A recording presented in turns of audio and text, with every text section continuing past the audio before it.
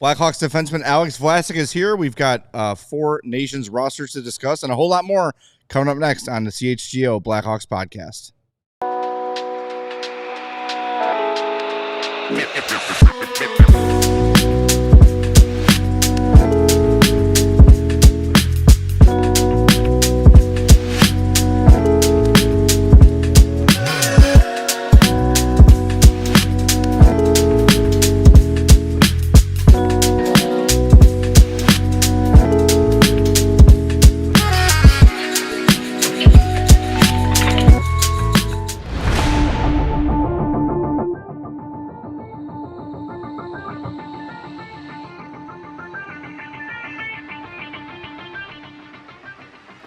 Coming at you live this Sunnyside Thursday. This is CHGO Blackhawks. Visit sunnyside.shop for bright buys every day, including 50% off your first 3 online purchases.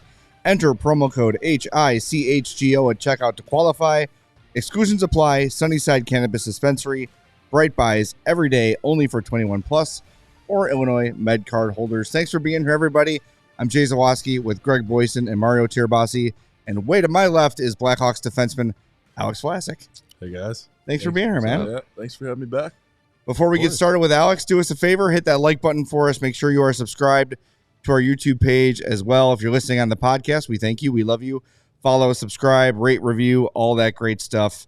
And stay tuned to the show. We're going to tell you all the details about our upcoming Top Shelf event in the Suite, January 20th against Carolina. We'll tell you how to get tickets to that. We've already sold about half of them in less than 24 hours. So jump on at allchgo.com. We'll share the details later. But Alex, thanks for being here, man. Welcome. It's good to have you back. Thank you. Yep. So we want to start with the 4 nations. We know we talked to you about it a little bit last time you were here, being considered for Team USA. You did not make the team. How did that go? Were you like informed that you weren't going to make it, or did you have any communication one way or the other? No, I had zero communication, which I don't know. I didn't necessarily expect to make the team. I mean, it's such a good roster, so many good defensemen, left off still. So I think for me, it was I kind of knew what was coming more or less, and I would have assumed that if I was going to make the team, I probably would have heard something, a week or 2 leading up to it. Does it at least give you a little bit of like encouragement knowing that people that are decision makers in the league were considering your name, because there was a lot of chatter about your name coming up and conversations and stuff, even though it may have been maybe a long shot given where the roster's at now, but like how does that make you feel knowing that your name was considered? It's pretty special. I think anytime you can play for your country and represent USA, it's a big deal, and I think for me, it's something to shoot for in the future with, the Olympics coming up and some future tournaments like that, the World Cup or, more 4 Nations tournaments, like things like that. I think it's something for me to work towards and, aspire to be on one of those teams. When you look at that roster and you look at the group of forwards in particular, like who's like that guy of that group where you're like, man, I hate when he's on the ice. Like who provides that like toughest matchup for you out of the U.S. forwards? For U.S., I mean, honestly, I think like Eichel comes to mind. I think he's just like maybe what is he like 6'3", 6'4", like how big he is and strong, and for how like good of a skater, it's pretty hard to stop him when he gets a full head of steam.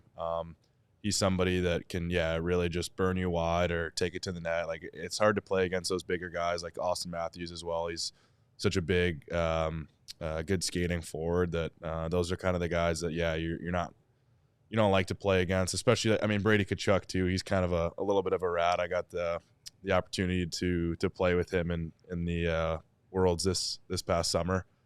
Such a good guy, but I was so glad to have him on my team there and not be playing against him because he just loves to stir the pot. And I mean, he's one of the few guys that can beat the wheels off anybody on the ice and also score 40 goals a year. It's kind of unique.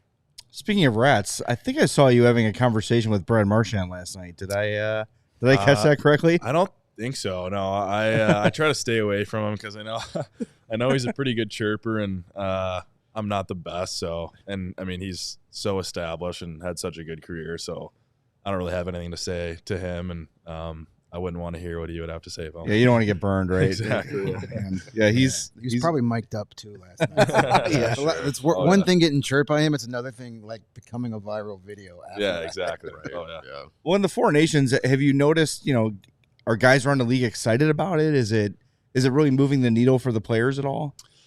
I mean, I don't know. We only have one guy that made it, Yeah. so I think for our team it was kind of hard to tell. But I think I mean it would be cool, like if you had a couple guys, if me and Bedsy were going playing against each other, like having that opportunity to kind of play against your teammates and the pride that everybody has on our team for their country. I mean, going to Worlds this past summer and playing against Mrazek, we lost to Czech, and so he's always still chirping us for that. And so you kind of have that, those arguments back and forth between guys of opposing countries that you're playing against, and that's pretty cool. And it definitely does kind of bring a certain level of pride to the game. It's replacing the All-Star game this year.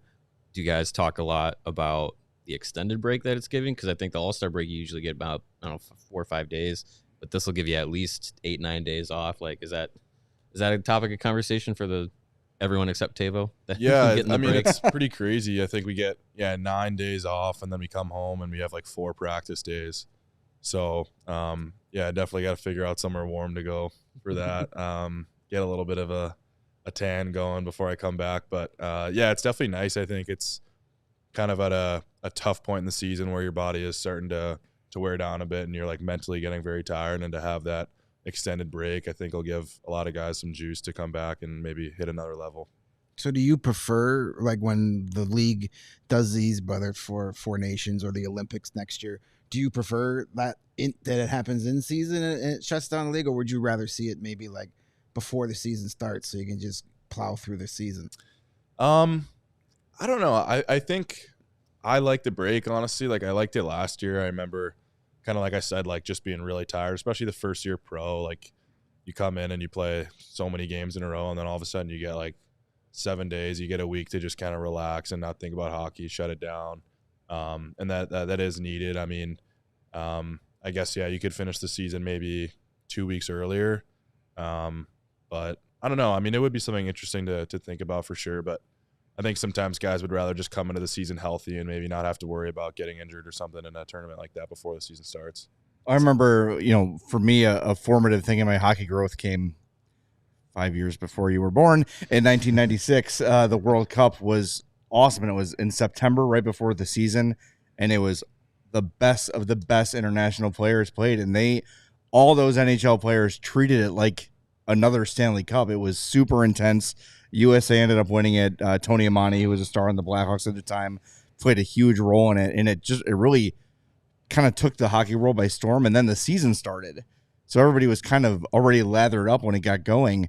But I do think when we look at the World Baseball Classic, there are those concerns of you're going to really ramp up your hockey like right away. That's probably more of a health risk than it's worth. Wouldn't you think? Yeah, I think so. I think there's talks about, I know some guys like want the preseason to be a little bit shorter, even just so you're not really risking. Because I think this year specifically, there was like so many big names got hurt in preseason and missed time, like right away. So that definitely is not something you like to see. So guys are I think wanting maybe a little bit of a shorter preseason. I think the three of us agree with that too. Yeah, shorter preseason. It's long for sure. Yeah. It's a And lot. camp is so long too, and it's the games. You don't really start playing preseason games until 2 weeks into camp almost, and Yep. I think even by then you're probably feeling like Oh yeah, you're just ready for it to matter. yeah. Especially the first couple days of training camp when they're trying to bag you and get your lungs going, and you're just trying to catch your breath. So how I guess that would be the balance though, is how important is it to have actual game speed before the season begins? How many, like if you had to change the preseason, how many games would you make it? What would be adequate to get you ready to play? I think like 3. I mean, but then you got to think like there's the argument of like, the young guys who are trying to earn a spot on the roster. Not even young guys, just anybody that's trying to earn a spot on the roster and like prove themselves. Sometimes if you get like 1 or 2 games, it's not going to be enough to do that. So there's the argument for that. But I mean, I think like obviously the older veteran players, like they only play half of them anyway. So I think there's ways that like teams do work around it and make sure that their star players like are trying to avoid overuse and like getting hurt. Yeah. Well, and it's odd. Some teams play 8 and some teams play 6. Like, if that's regular or not, or just because they had the international games this year. But like, at least if it was like uniform, maybe like 5 seems like it would be enough. Yeah. I think, like I said, I think too, like if you're trying to really showcase a young guy or see like young guys make their mark and earn their spot, play them a couple more games than some of the older guys. Maybe just give the veterans like the last game or the last 2 games just to like get their feet under them. It's also you talk about young guys earning their shots, and Ryan Donato struggled in the preseason. Lucas Reichel struggled in the preseason. Both were scratched for the first game, and then they've both been some of your best players so far in terms of consistency all year. So it's, I don't know. I money is part of it too. Of course, they want the ticket gate. Teams want the money and all that stuff, but it is a tough balance. But yeah, I think you hope it doesn't take a superstar getting hurt in a preseason game for these things to be reevaluated. Because I think even like for myself this preseason, I felt like I don't know. I didn't feel like my game was like ready. Like I almost wanted like another game to just like I felt last year after the preseason I was ready to go and I felt confident. And then this year was a little bit different. I just kind of felt a little slow. Like game speed wasn't there quite yet. So I think just year to year, it might be a little bit different. That's kind of what I saw this year for myself. Well, you've certainly since Seth Jones has gone down with injury, and it looks like he's getting closer. You've really sort of stepped into his role, and I know Luke Richardson talked about, well, we have to replace Seth by committee. It seems like you're kind of the committee. You're on the first power play unit. You're playing 24, 25 minutes a night. How have you adjusted to that? And how have you, maybe you have, maybe you haven't, have you tried to change your game in any kind of way on taking on this bigger role? I think I have tried to a little bit. I think for me, just jumping up in the play, like whenever I can, if I transition a puck quickly in the D zone or the neutral zone, being that third or fourth guy in the rush. I think that's kind of how I scored my goal last night was join the rush and just kind of stayed around the net hoping for a puck to find me in the slot because I was able to kind of get lost behind their team and like he made a great pass to me. But yeah, just little things like that. I think, I don't know if I'm going to be able to pull off many, one-on-one kind of moves at the point or create offense in that way. I think it's going to be, simple shots from the point, but yeah, jumping up in the play and trying to transition the puck a little bit more myself. And the D's coming from the D zone. How did it feel getting the first goal of the year last night? Unreal. Yeah. Yeah. It felt, I don't know. I just felt like, had a bunch of chances so far this year and haven't been able to put one away, and just to kind of finally get that relief of getting the first one, it feels like I just gotta keep putting pucks in the net, and I think hopefully things will keep going in. Do you know that you have the 4th hardest shot recorded in the league this year? I actually do know that. Sorry. Tage Not Thompson, breaking any news here, Jay. 104.69. That's a nice speed. Michael Kesserling, 103.77. Colin Middler, 103.08. And you, 101.92. Yeah. Good. Working on the shot a lot this summer with our skills coach, Brian Kane, so I give credit to him. Well, you definitely looked like a guy that was excited to score last night. That celebration was pretty good one.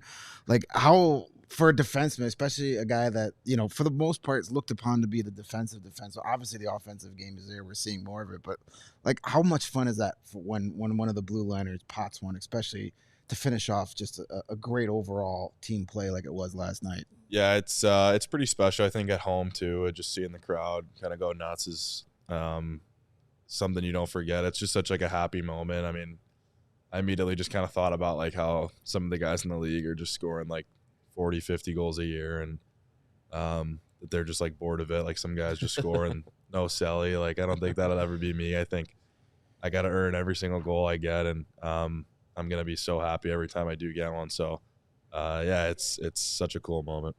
All right, we got to hit the break zone real quick. Before we do us a favor and hit that like button don't hit it for us. Hit it for Alex. Hit that like button. We'll get back to you in a second here on CHGO Blackhawks. Hey, do you need new floors in your home? Well, if you do, since no one's answering, Yes. Empire Today. Thank you, Jay. Empire Today is the best place to do it. So of course they have copycats because with Empire Today you get shop at home convenience, the right products for your needs, quick and professional installation, and the highest quality products. But Empire cannot be beat on quality, service, or speed, so competitors are going to advertise low-quality products that Empire simply will not carry, and Empire can't promise the lowest prices because anyone who is doing that is putting flooring in your home that they wouldn't put in theirs. One of the cool things about Empire is that they have the virtual floor designer, so it's a great way to see how new floors are going to look in any space in your home. It's easy. All you got to do is snap a picture of the space that you want a new floor in, and instantly see how those different selections of floors will look. You can do it right from your couch. It's perfect. So schedule a free in-home estimate today. When you do, all listeners can receive a $350 off discount when they use the promo code CHGO. Restrictions do apply. See empiretoday.com/CHGO for details. And whether you need new clothes for the work week or formal outings on the weekend, Public Rec's Game Changer Pants will be your new go-to. They're the most comfortable dress pants and the last pair you'll need for the office or events. I'm wearing mine today. I absolutely love these pants. They fit well. Nice pants, They're Greg. stressy. Thank you for checking out my pants. And I mean, I've worn these in the press box. I've worn these to the rink. I would sleep in these. That's how comfortable these pants are. They're amazing. And Public Recs is a local company founded right here in Chicago. They truly capture the feeling of evenings in the city. Leaving that one alone. Public Rec is not only the most comfortable pants ever made in many different styles, but you also have a huge selection of high quality everyday basics. Like you can get a long sleeve t-shirt like in Mario burgundy is modeling right now. They also come in waist and length sizing for the perfect fit. So whatever your size is, be it 32 or 40-30, they have pants that are essentially custom fitted for you without any tailoring needed. So stop suffering in regular pants and give the gift of comfort this holiday season. For limited time only, our listeners are going to get 20% off when you use the code CHGO at checkout. That's 20% off with the code CHGO checkout at publicrec.com. After you purchase, they'll ask you where you heard about them. Please support our show and tell them that we sent you over. Give yourself or someone you love the gift of comfort this holiday. All right. Questions from the chat. A couple. Windy City Hockey asked what your stick flex is. I use a 102 flex. I went up from 95, which is what I used last year. I just felt like my slap shot is a lot better with a harder or a higher stick flex, and sometimes I honestly do miss the 95 just for like wrist shots. I feel like you can snap it a lot quicker and easier. You don't have to put as much into it, but I think just for overall, like my game, I don't necessarily need a lighter stick flex. I mean, maybe I'll play around with it a little bit, but yeah, I like 102 where I'm at right now. That works. And one of the constant topics on our post-game shows is the coaching staff. Because anytime a team has losses pile up, fans want to know. They want to know who's going to be held accountable and those sort of things. Obviously, we're not asking you should the team fire the coach or not, of course. But let people know, like, how is Luke Richardson as a coach with you, with the team? What's the demeanor? What's the mood? What's the feel around the room? I mean, I love Luke. I think he's a great coach. He's been really good with me. I think him and Kevin Dean, the D coach, they have a lot of good input. I mean, obviously Luke was a great defenseman for a long time. So to be able to learn from both of those guys, it's been really helpful to me to just kind of learn little tips and tricks that they that they see that I can implement in my game. But I mean, yeah, as far as the morale goes in the room, it's tough right now. I mean, I'm not going to lie. I think it's, what is it, 4 games in a row right now we've lost. So, things are definitely a little gloomy in there, but I think we're all trying to do our best to stay positive as much as we can. I think I kind of talked about it the last time I was on, but I think what we don't want to do is just continue to get negative and start fights with each other and that kind of thing. And turn on one another. I think we all want the same thing at the end of the day. We want to win. I mean, whether that's the players or the coaches. So, I mean, yeah, I do think, something has to change, just whether it's, a systematic thing, just a little thing like that. Or maybe, I think you guys talk about calling up like Frank or something like that. Just, I don't know, just something. I think after a while it can get a little, as a player, what's the word I'm looking for? Repetitive when we are doing the same things over and over again. And we're working hard. I mean, the last 2 games, I thought we played a pretty solid game. It's just things aren't going in the net for us right now. And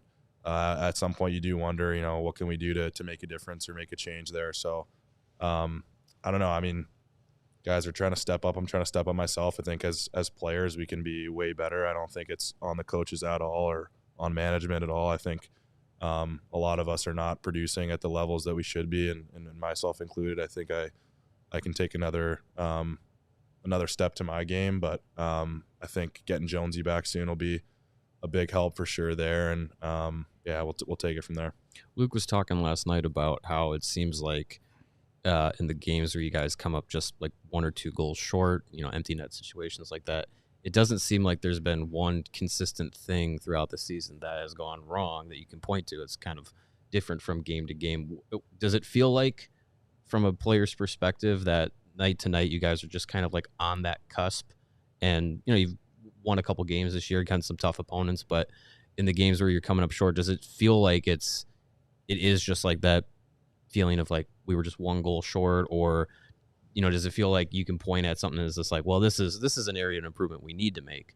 Or is it just like night to night basis matchups kind of expose different things? Yeah, I think, the Toronto game is one of those games where we played well, and I thought honestly we outplayed Toronto for most of the game. I feel like we gave up a couple chances. The one fluky goal hit off my stick and over Sody's shoulder.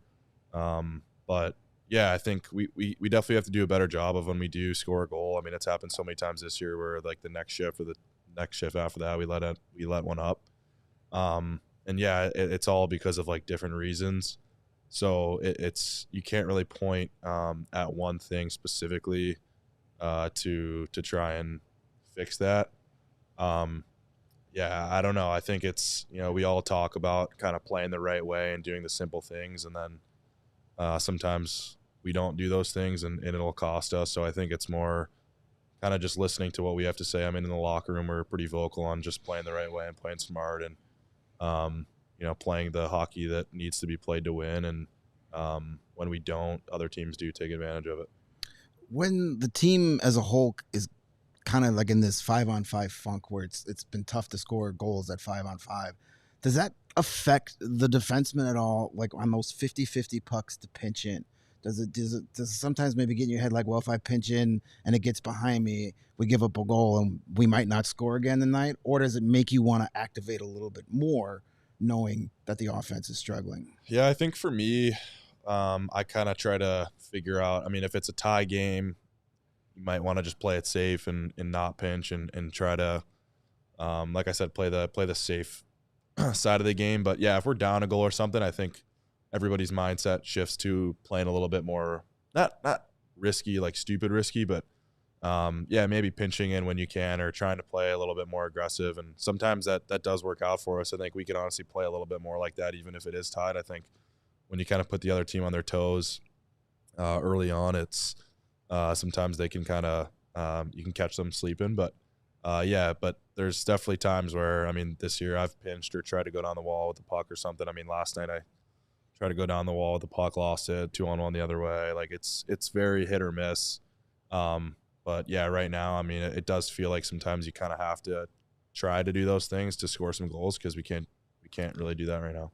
Does it also feel like every bounce has gone against you guys this year? Because it feels like that to us.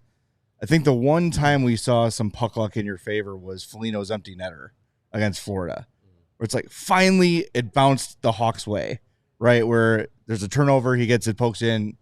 It feels like every bounce off a skate, every bounce off a stick ends up in the back of the net. And then when it happens on the other end, it's like just wide or off the post. Are you feeling that too a little bit, that it's been unbalanced in terms of luck? Yeah, I mean, I think there are some things where you're just kind of like, oh man, like of course that went in or whatever. Of course that happened.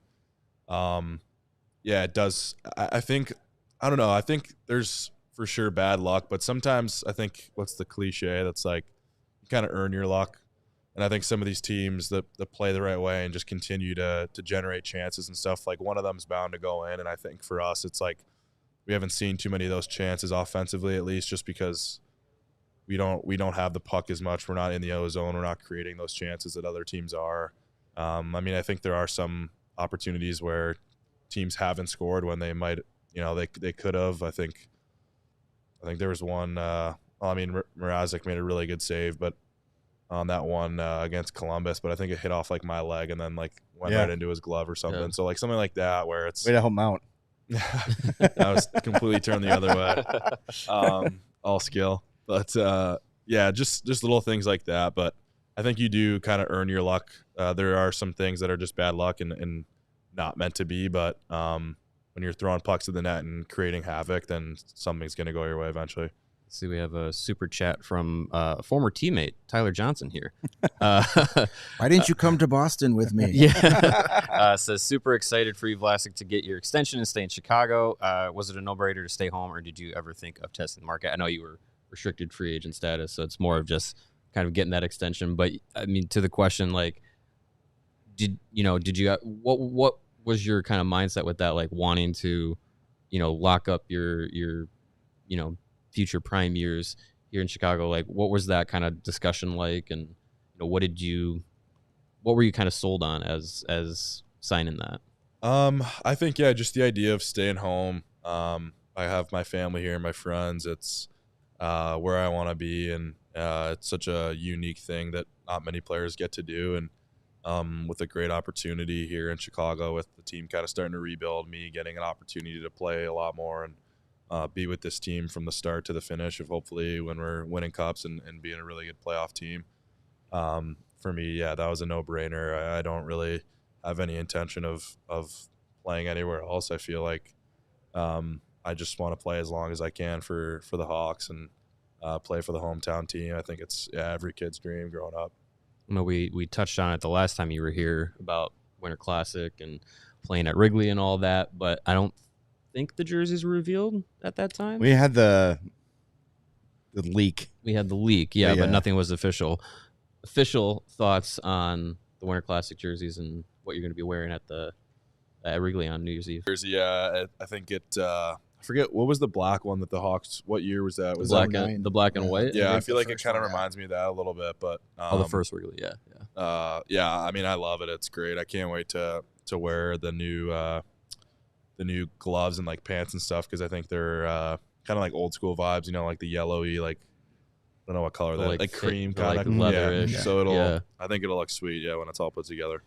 Do you guys get to keep your jersey for like those special games? Do you guys get the option of keeping that? Or I'm not sure. I think sometimes what they'll do is like the one that we wear, we might sign it and like give it to something or somewhere. But then I think we do get like another one from the team as like to keep. Do you like to collect things like that from special games? Is that big on? Do you have a favorite piece of memorabilia from your career?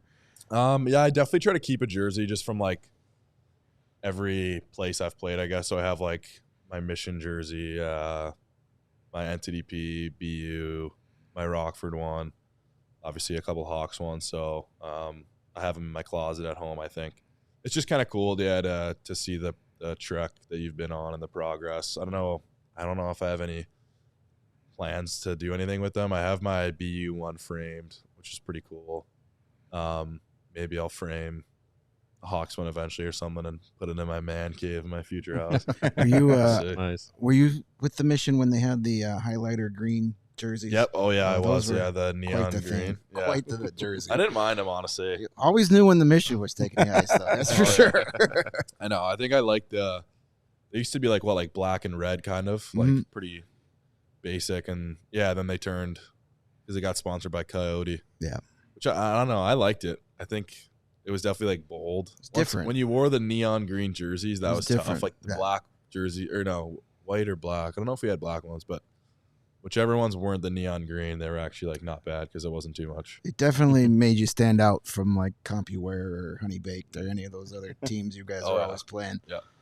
All right, we gotta let you go, but real quick, what was your Spotify Wrapped like?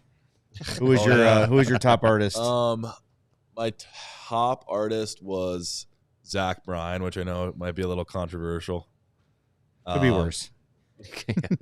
And then I had like Noah Khan, Kid Cudi, this guy named, I think his name is Bren, and then Chance Pina. Kind of like alternative, like indie music. All right. And then a rapper thrown in there and some country. So I had it all. Nice. Officially, I don't know who any was of those Connor guys Bedard's are. just blank. There's like no songs in there at all. Unused. Drake, all 5. It was just goal horns of the NHL. All right, Alex, thanks for doing this, man. We appreciate it. Not sure if we'll talk to you officially before the Winter Classic, but if not, good luck. Thank you. And we'll talk to you soon, man. Thank you, guys. All right, that's Thanks, Alex Alex. Vlasic, Blackhawks defenseman here on the CHGO Blackhawks Podcast. And I got to find my read, which I just did. You're good. Sunnyside, There it is. you should know by now, is your home for judgment-free cannabis shopping, a place where all kinds of visitors are welcome to explore, discover, and purchase a wide array of high-quality products. Sunnyside has everything you need to elevate your summer. Your one-stop shop for all your cannabis needs, Sunnyside has expertly curated menu with over 100 strains to choose from, easy online ordering and in-store pickup, and my 2 favorite brands, especially Good News and Mindy's. I cannot swipe that Island Vibes vape away from my wife. She has stolen it, she has taken it, and she is a very, very happy woman, which is nice for me. Visit sunnyside.shop for bright buys every day, including 50% off your first 3 online purchases. Enter promo code HICHGO at checkout to qualify. Exclusions apply. Sunnyside Cannabis Dispensary, bright buys every day, only for 21 plus or Illinois MedCard holders. Hey, did you know that ComEd can save energy, or with their energy efficiency program, can help businesses save up to 35%? I remember hearing that once or twice, but I Once or twice. left my brain. Alex Vlasic scored last night, so my brain was Yeah. just full of that. you got Vlasic brain. Well, hey, their energy efficiency program is built to save business owners so much money that I can't even remember exactly how much. You know what business owners have to do? I think it's 35%. I think it is 35%. And wow, that's amazing. You guys are What doing do business great. owners have to do? This Business is totally owners- organic. Yeah, because I forgot. They that we were just doing this I have really- the read up. I'll Thank take you. it from here. Thank you. Way to be on top of it. Just I'm sign so- up for I'm a free on top of facility everything. assessment at comed.com/biz. Comment.com/biz? Yes. Is that comed.com/biz? It is. Terms and conditions apply. Offers and subject to change. Actual savings will vary by customers' energy usage and rate. The ComEd efficiency program is completely legal and in compliance with state law. That's how we like our efficiency programs. Yes. All right, so a little behind the scenes action. We had PD scheduled this week Yes. and Anders Sorensen. Yes. Then Alex Vlasic got scheduled. Yes. Then Anders Sorensen got moved. Then we Matt Damon PD. Then we bumped PD. Then Anders Sorensen Matt canceled. Damon does. Then I've been talking to PD on the side, saying, should we do it? Should we not do it? We decided, let's not do it. Yet PD is still in the green room. So let's just bring PD in and say hello. Because I miss him. Yeah, again, I should be better at technology than this because it's part of my job, and then I don't get your text, tweet, whatever you send me an hour ago. Don't get it, and so I'm behind. I apologize, but I can talk Chicago Blackhawks for a minute. How excited I was again that this team gets one line going and then other lines stop going, and I will tell you this. I'm sure you guys already talked it to death. First of all, Vlasic getting goal. Love it. I love that kid. I love that kid. He's going to be an unbelievable hockey player. He plays responsible. He can help you offensively. He stays in his positioning. His stick is good. He's good along the wall. Great reads, and he's a kid. So bright days ahead for Chicago defense. Did you guys talk about the Bedard Hall Bertuzzi line? Not yet. I mean, we have in our post-game shows, Post but games, yeah. not today. Like last night, like the Boston, like that kerfuffle. Like Yeah. they're -2, and hey, everything, we've said this on the show how many times, everything the Chicago Blackhawks need to do is to cater to Connor Bedard and make him the best possible player he can possibly be. I'm not sure if this is the answer. And I'll only say this because we're watching Taylor Hall and Tyler Bertuzzi, hardworking guys, good feet, good motors. Their ability to read a play and play system play is not great. They don't play within structure extremely well. So if you watch those 2 goals that line is out for against the Boston Bruins, buddy, Bertuzzi almost screwed himself into the ground. He was spinning around so much. They looked incredibly lost in the defensive zone, and that's not a great recipe for Connor Bedard. All so right. I know in the offensive zone they do get going, but man, those two are tough to play. They're -5 in the 2 games they've been together. That's not great. Is that good? No, that's not good. And it was not my strong suit, but no. All right, so the chat fired Luke Richardson a year ago.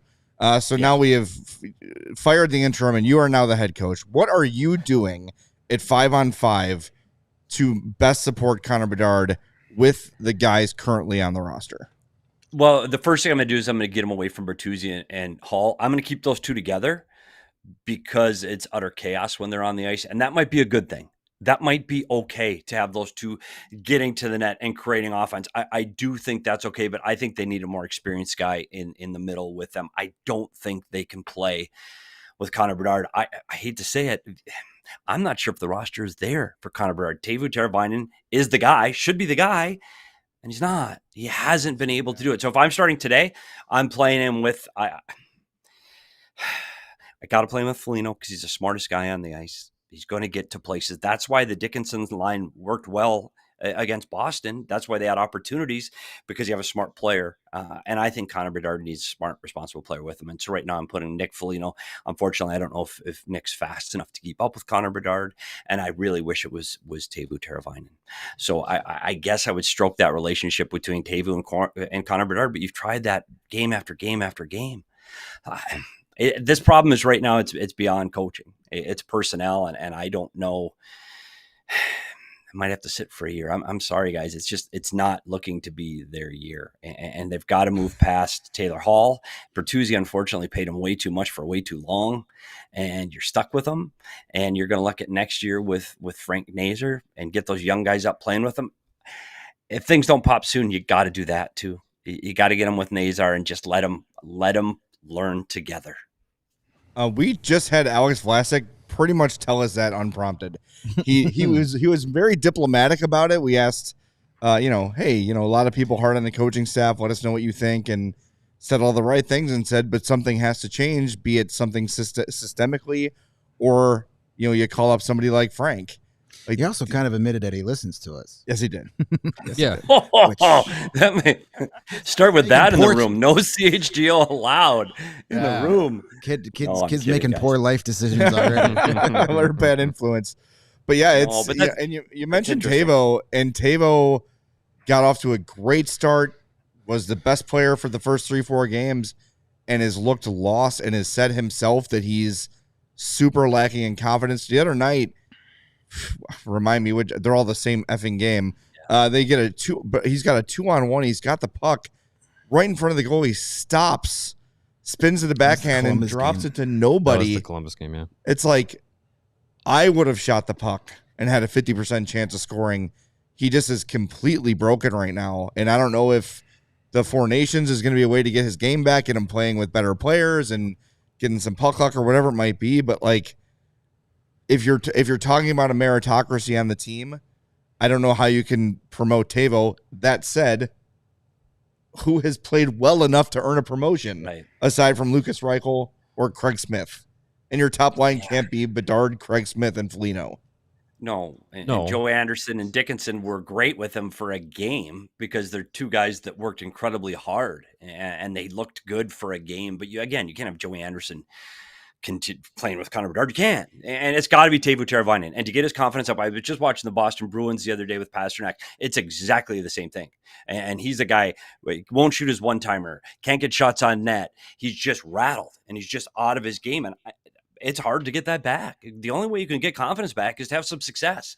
And it's hard to have success when you're struggling. It's just a vicious circle for Teuvo Teravainen. And as a guy that it's in him, you saw it, like you said, beginning of the season, it was there. You've seen it in past years. The kid can play. He is the guy that they got to play with Connor Bedard. I don't know if you just make them, you give them somebody, again, Foligno, give them Foligno, your job, Foligno, get the puck in, get the puck, get it to these two guys. And just, we're going to stick with it. And we're going to stick with it for weeks and just see if we can finally get this kid coming out of it. Because right now, this Bertuzzi Hall thing is, man, I watched the goals in that game, and you looked at both goals. They're the same goal. I thought I watched the same goal twice, and I go, oh no, it's a different goal. That pass through the seam, and they're screwed up in covering the front of the net. Connor Bedard can't come out of 2 games -5. He can't. Like that. You need him to be a successful player. At worst, you need him to be even and go, okay, his chances didn't go in. Okay, he had chances, they didn't go in, but that's not even what's happening. So this is a work in progress for at least another year. I'm sorry. See, PD joins and I just come in and bring everybody down. I'm sorry. Peter, you're not saying anything telling too us different. anything Yeah, we don't already. I got my know Team based USA on- hat on. Yeah. I mean, they started the season with Foligno, Bedard, Teravainen. That line had success. Then it was quiet for a few games, and then they've gone back to it one time for like a period. And it's been something that we've said before of like, go back to that.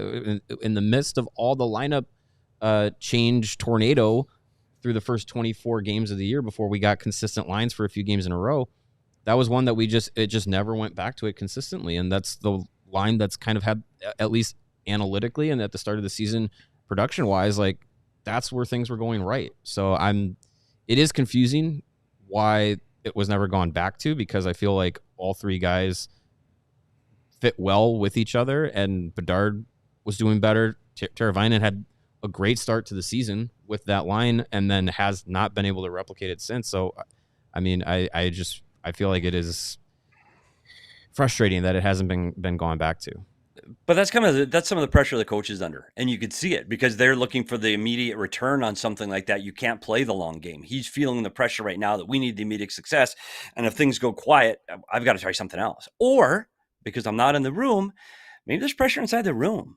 Maybe like there are guys that don't like to play with other guys, and if they have the coach's ear, you say, I don't want to play with this guy anymore.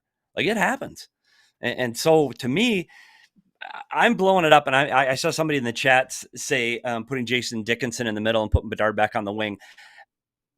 Maybe take away some of his defensive responsibilities and let him play high in the zone where he can steal pucks like he did before. But just because someone's taking faceoff doesn't mean they can't play high in the defensive zone. I mean, Bedard can still take the draws and still play that spot high in the zone where he can pick up that D-to-D pass and get going the other way. With a guy like Teuvo, I agree. He should be on Bedard's line. And, it was there for a little bit, and then he's on the second line. He's on the third line. He was healthy scratched for a game, but he hasn't been back on that top line yet. A guy like Teuvo, a guy that's a veteran, has had a lot of success in this league, has the track record. You should just put him there and keep him there, right? I mean, you kind of said that earlier, but like that's really all you can do with a guy like Teuvo who's done it before is you just give him the line and let him take as much of slack as he needs to get back. Yeah, I think you do. And I think you bring the two of them into your room. You're the coach. You bring those two into your room and say, here's the deal. This should be working. You're the most talented players. You should be playing together. Our plan is for you to play together. This is what we're going to do. Here's why. We have confidence in you. I believe in you. I know it's in your game. And I would show a Teuvo Teravainen highlight film from last season and show, here's how you play. I know you can play like this. We've seen it. And you know what? I might be as even bold and crazy as we used to call them loops. We'd make video loops and we'd throw it throughout the locker room, the medical facilities, from all the way to the weight room. We could control all of the TVs. I might put highlight loops of a lot of players on that thing and let it go all day long. And I don't care if it's from Taylor Hall from the Edmonton Oilers. I don't care. I want to see all of those players having success. I want to see Teuvo Teravainen going, every time he looks at a TV when he's passing it in the meal room, in the weight room, he's going, oh my God, yeah, that's a hell of a goal. That's a good pass. I can do this. And I think you tell those two guys, this is what we're going with. We're going to give you a long leash, but I expect you to work hard. It's kind of a reward, Teuvo, to give you back this. And we're going to give you a long leash, but you have to work hard. Even if the offense isn't there, we need to see you working hard. And now he's got a goal. He's going, okay, well, I can work hard. You can't guarantee goals. You can't. You think you can help, but you can't. But I can work hard. So he jumps over the boards with Connor Bedard. I'm going to work hard. And if you see that, just see the effort from him where his legs aren't standing straight up and you see his motor going, you've gained some ground with that line. And I think ultimately that's the line that's going to score. The third piece, yeah, I don't mind rotating that. If it's Dickinson one night, Foligno one night, Donato one night, I don't care. And I think that can rotate. You might even be able to throw Taylor Hall there in for a game. But I do think the Teuvo Teravainen, Connor Bedard duo has to be something that this team has to turn to soon. Because again, Bedard can't be -5.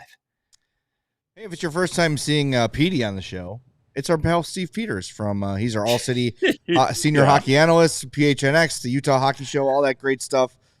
He is our video analyst. No video today because of the short notice, but we're going to put something up on social media. It's pretty cool, by the way. Yeah, featuring Austin Matthews. That'll be up as soon as the show ends today. Love having you on. And it's just, Thanks, someone in the chat, it's Jamie says, it's like we're shuffling deck chairs on the Titanic. And that's kind of the feeling is, okay, we have kind of been, pounding the table saying, do something and keep it together because that's been the frustration. So it was Bertuzzi, Hall, and Bedard, and it's been, 3 games now with those three together? Two with those three? And, okay, are we already pulling the plug on it after 2? Maybe. I see where the coaching staff is at, and I know last week you said everything you do has to be for the betterment of Connor Bedard, which I think we all agree with.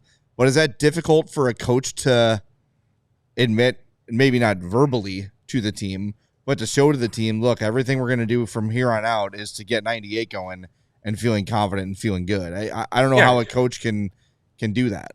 It's hard. It's hard because you're sitting there, you're Taylor Hall, you're an MVP in this league. Like, you're going, really? This kid right now? Yeah, great season last year, Calder, but where's he at this year? Like, I've got more experience. I'm faster. I could create offense. I'm the guy. What do you mean we're doing it for him? And I'll tell you, I'll give you an example. You could see it in Edmonton. The more ice time they gave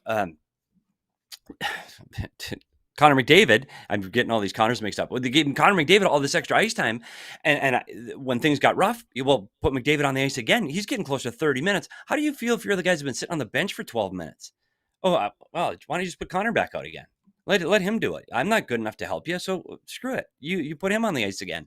I do think it's frustrating to players. I know they know who the better players are. Of course they do. They watch the games. They know who's better, but they want to contribute. And you're right. If you start to say it publicly, yeah, we're doing everything for Bedard, then I tell you what, Bedard be lighting it up. Like, if you're Connor McDavid and you're getting 3, 4, 5 points a game, yeah, put him on the ice. But when you're not scoring and you're not bringing that offense, it is hard to sell that movie to the players. It's hard because you get more ice time. And I'll give it again. I try to give examples of people I know. When you go back, and not the same player, Kyle Turris had the opportunity at the Arizona Coyotes with Gretzky, and Turris came in this high draft pick, 5th overall, on the ice all the time, power play, pulling his groin, jumping over the boards on every power play. And veteran guys are looking like, really? Like, what have you earned in this league? What have you done in this league yet? And it really divided the room. And ultimately, he ended up getting sent to the minors, wouldn't go, and had to leave town. But it can cause problems. And this is it's a mess in Chicago. It's pieces that don't fit together extremely well. And unfortunately, that's part of a rebuild. And the one thing you want when you have a mess is you like to look at your board and see 1-year contracts. You'd love to see 1-year contracts because then you can make decisions and you can make moves. And when you see contracts that are 3-4 years, you're going, uh-oh, we might be stuck for a little bit. And that's the concern here. But here's my thing. Like, don't these guys that signed here for 1 year know the deal? Don't they know this is all about Connor Bedard? Like, and you said there's some guys that don't want to play with other guys. Like, and I gave you the old I saw it. I'm throwing dice mechanic. Because I don't want to hear it from these guys. I'm sorry. Like, we keep saying Taylor Hall, and I'm just using him as an example. We have no evidence that Taylor Hall is a malcontent at all. But just saying, like, if Taylor Hall's like, I don't want to play with so-and-so, then produce, right? Once you start putting up points and proving your value on a night-to-night basis, then maybe we'll take into account your feelings and what you want to do. But no one, and as much as Connor Bedard has struggled on his team, he still leads the team in scoring because no one else is doing a damn thing. So I don't really care about what these veteran guys with all the skins on a wall want right now. What the team wants and what they're being paid for, they're not providing. So when you start providing what you're being paid for, maybe then you'll have a little bit of a say in exactly where you get to play. I don't want to hear that. That open door policy to the coaches, I've seen it where you go into coach, and don't do it to Rick Tocchet, by the way. Don't go into him and say, I don't want to play with this guy, or I should play in higher lineup, or I should get more ice time, because he'll bury you. And he will pull up the film and go, really? You want to play more? Here's you. Here's the way you're playing. Here's what you're doing. You want more ice time. If you want more ice time, just like you said, you want more ice time, earn it. Go get it. I've always said that players determine their ice time, not the coaches. If you're playing well, do you think a coach is going to sit you on the bench? Hell no. He wants you out there because he wants to win, because he needs to keep his job. So if you want to get the ice time that you think you deserve, or play with the players you want to play with, then produce. Now, we're saying that in one breath, but we're also saying put Teuvo Teravainen in there because we want you to be better. So I do think, as we've talked about Luke Richardson a ton, I don't know what the hell anybody else would do right now. I really don't. I think the line combinations are there. We've talked about system play. The system play, I think those guys can't play systems. And then to me, we've said this, Jay, if you can't play system, guess what? You don't play. Your job on this play is to play in the middle of the ice. If you can't play in the middle of the ice on a 1-2-2 in the neutral zone, then guess what? You're not going to play. And honestly, that's the only way you can start to control these things, because I do think we've seen it. A month ago, we were just talking about how good they were through the neutral zone, how well they defended. We did. We said they protected the house. Look how great they were for 2 periods. I know they didn't sustain it for 60, but they were good. And then you watch them last night and you go, oh my God, not one guy covering the middle of the ice in the defensive zone. It is incredibly frustrating. And I understand from the perspective of the fan base, you want the magic bullet to fix it. And right now it's 98. And you guys, you can't do it by yourself. He is not that kind of player that he can go up and down the ice and score 5. He's the guy that needs someone with him to help him produce, to get him the puck, or more importantly, a guy that he can get the puck to that can finish. And that right now is the piece that's been missing for the Chicago Blackhawks. If they find that, and you lose a couple of games 3-2, but you're competing, I think the fan base would go, okay, we get it. Like we get it. But to continually make the same mistakes over and over again is really hard to watch. Well, and that's kind of what Vlasic was saying, is they're playing the system. They're doing the same things every night for the most part, and they're not getting results. And I think there's a frustration of something has to give. And to be fair, I don't think he's calling for Luke to be fired. I think that if I'm going to pick between he wants a roster shakeup of some kind or the coach fired, I'm going 90% roster shakeup versus 10% coach fire, because I think if you were to get Luke Richardson at Tootsie's after the draft over a beer in Nashville and said, what do you need? He would say, someone who can score. I think he would say that. He's not going to say it in the media. He's not going to say it unprovoked. I don't think he'll say it to the GM because his option's up after this year.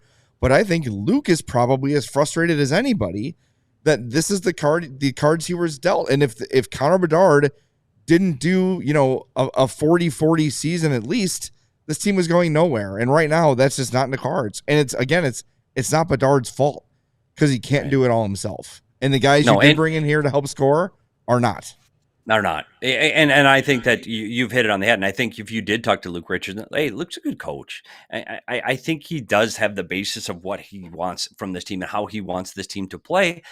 I just don't think, I don't think they can do it continually. They haven't shown any consistency in their game from doing it night to night or shift to shift even, where they've been able to stay on track. And I'll give an example. I was looking through the film today of the Matthews goal, and I wanted to see how they play to control breakout by their opponent. And I tell you, I had to watch 2 games worth to figure out what the hell they were doing because it was so inconsistent. And I can't believe that he doesn't have them dialed into what they're supposed to do. It's a matter of their ability to do it consistently and their ability to do it right consistently. And that's Hey, it's part of that's personnel, and parts you just got to continue to beat it over their head. And I do think that's where you need to simplify things in the offensive zone. I've said this before. I don't think the defensemen hold in long enough. I think they're worried too much about getting scored on, so they pull out to cover the rush. So you're not getting those chances. But the goals last night, how did they start? They both started from the defense. And Vlasic's goal is literally a defenseman goal, but it starts with the defenseman getting pucks on net, and then a scrum ensues, and then good things happen. Like, it's not hard. You just have to do it more often. And I think defensively, man, just bring everybody in, protect the house. We just protect the house. That's it. We are not. You jump over the boards. You're trying to come off this shift even. When 98 goes on, we're trying to score. Let's win 1-0 right now. Yeah, I mean, Luke had a little bit of frustration after the Columbus game on Sunday, whatever that day that was, where they lost 6-3. And Luke said after the game, we told him yesterday in video, we told him this morning in video, yeah, this is a team we can't let score off the rush. We cannot get in a track meet against this team. And they went out there and wanted to have a track meet with these guys. It's not what I told them. Yeah, I think that's where the frustration comes in, and that's where you talked about the disconnect between coaches and players, and that's where you get to have a concern. And then if I'm a coach, we've talked about this before, in the early 2000s, before the salary cap, somebody be gone. Like there's no question that somebody in this room would have been gone by now prior to the salary cap. Now you can't do that, so the only change you can make is to get somebody up. And I think it does two things. And I've talked to people that, you got to leave Nazar where he is. He's only played 14 or 15 pro games. He's not ready. Leave him where he is. I understand that. I do. But make a change. Make a change to the room for somebody that's hungrier than heck out of the American League. Get him up here. Like, it's going to do two things. One, it's going to give a spark to the guys on the ice. It just will, because that kid is going to work hard. And he might have a guy that can bring it for 2, 3, 4, 5 games, but he can have just a quick burst of energy that brings you something. And secondly, it gets guys looking in the room, because somebody's going to have to come out, and somebody's not going to be happy coming out. And they're going, this kid's up here and he's working really hard. I better get my stuff together. So I think it's a dual purpose. You get a spark on the ice, and it does raise the level of concern for players on the ice. And that goes for the defense too. I don't think it's not a bad message to send somebody up, even if it's a short-term plan, just to shake something up, because this monotony of doing the same thing every day, the same players every day, is a spiral that you can't get into, especially coming into into mid to late December, because you can't get out of it. You can't. It's dog days, and it gets dark, and you're traveling, and it's cold, and you're losing, and it sucks, and you just cannot get out of it unless you get that spark. And I agree with you, Jay. It's time. All right, PD, we got to let you go, man. We're Thanks, on a hard out. Well, Thank you so much for your my patience fault. and I'm flexibility. sorry. I'm sorry. Stop. I don't read It notes. is not your fault. Don't apologize for our nonsense. Yeah. Well, good luck, guys. Thanks for patience with me. I appreciate it. We'll see you guys soon. All right, PD. All right. Thanks, Thanks, Steve. Petey. That's our pal, Steve Peters. Make sure you are following him everywhere, Blue Sky, Twitter, all that great stuff. We love having PD on the show. We also love the fact that we are hosting the first ever official CHGO Blackhawks Suite Takeover, an official all-city top shelf event, January 20th, Chicago versus Carolina. You get food and drink in the suite, a ticket to the game, a CHGO goodie bag, which includes a CHGO Blackhawks t-shirt and a signed puck by Alex Vlasic, among other things, and also included, it says here in a copy, immaculate vibes. You get to hang out with us, get to hang out with other CHGO Blackhawks fans. I'm sure our social media crew is going to be there having fun. It'll be a good time. And diehards save $80 per ticket. $80 per ticket you save as a diehard. So if you were not able to take advantage of our $36 for the year sale, that sucks for you, but you can still become a diehard and basically break even. Yeah. To save on the ticket. So It's do worth that. Jump on it. AllCHGO.com. Navigate over to our events tab. Hit that event calendar, and it is the third or fourth one down, right underneath the Bulls one that's happening on January 4th for Derrick Rose Night. Bigger ticket. Fun. Bigger event. So if you're into that too, double book it. There you go. Think of all the money you'll save as a diehard. Yes. However you need to justify it. All right, we're going to be back on Saturday for postgame. No show tomorrow. We're off tomorrow. And Monday's a watch along. Monday watch along. That's Great. right. Should be a lot of fun. Looking forward to it. So we'll talk to you is that the Saturday. Rangers? Games at 3 Saturday? 3 Saturday. o'clock. Yeah. Yeah, so early postgame show. We'll talk to you then. on the CHGO Blackhawks Podcast. We all silly like the mayor.